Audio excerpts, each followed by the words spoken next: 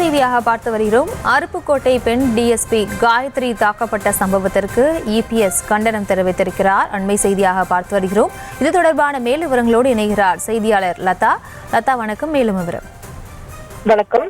அருப்புக்கோட்டை பெண் டிஎஸ்பி காயத்ரி தாக்கப்பட்ட சம்பவத்தை குறிப்பிட்டு எடப்பாடி பழனிசாமி கண்டனங்களை பதிவு செய்திருக்கிறார். அந்த வகையில அவர் வெளியிட்டிருக்கக்கூடிய எக்ஸ் வலைதள பக்கத்தில் விருதுநகர் மாவட்டம் அருப்புக்கோட்டையில் போராட்டத்தின் போது கலவரம் ஏற்படாமல் தடுக்க முயன்ற பெண் துணை கண்காணிப்பாளர் காயத்ரி அவர்களை போராட்டக்காரர்கள் தலைமுடியை இழுத்து தாக்க முயன்றதான செய்திகள் வருவது அதிர்ச்சி அளிக்கின்றன என்றும், திமுக ஆட்சியில் சட்டத்தின் மீது எவ்வித பயமும் இன்றி யாரை வேண்டுமானாலும் தாக்கலாம் என்ற அச்சமற்ற அவல நிலையில் சட்டம் ஒழுங்கு சந்தி சிரிக்கிறது என்றும் எடப்பாடி பழனிசாமி அந்த பதிவுல குறிப்பிட்டிருக்கிறாரு. மேலும் மக்களை பாதுகாக்க வேண்டிய காவல்துறையினருக்கே தங்கள் பணியின் போது தாக்கப்படும் அளவு பாதுகாப்பில்லாத சூழலை உருவாக்கியுள்ள திமுக அரசுக்கும் முதல்வருக்கும் கடும் கண்டனம் என்றும், அருப்புக்கோட்டை பெண் டிஎஸ்பி காயத்ரி அவர்களை தாக்கிய சம்பவத்தில் ஈடுபட்டோர் மீது உரிய சட்ட நடவடிக்கை எடுப்பதுடன் இனி சீருடையில் உள்ள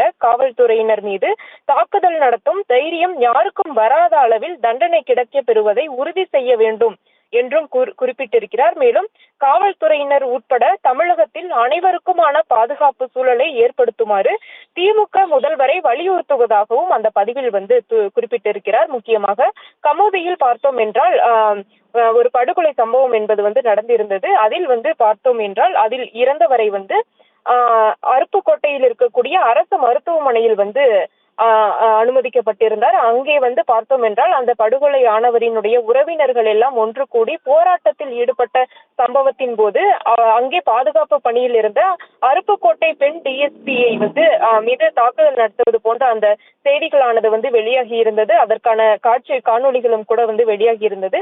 இதனை குறிப்பிட்டு இருக்கக்கூடிய எதிர்கட்சி தலைவரும் அதிமுக பொதுச் செயலாளருமான எடப்பாடி பழனிசாமி இந்த விஷயத்தில் தாக்குதல் நடத்தியவர்களின் மீது உரிய நடவடிக்கை எடுக்க வேண்டும் என்றும், அதே போல பாதுகாப்பான சூழலை அரசு உருவாக்கி கொடுக்க வேண்டும் என்றும் குறிப்பிட்டிருக்கிறார்.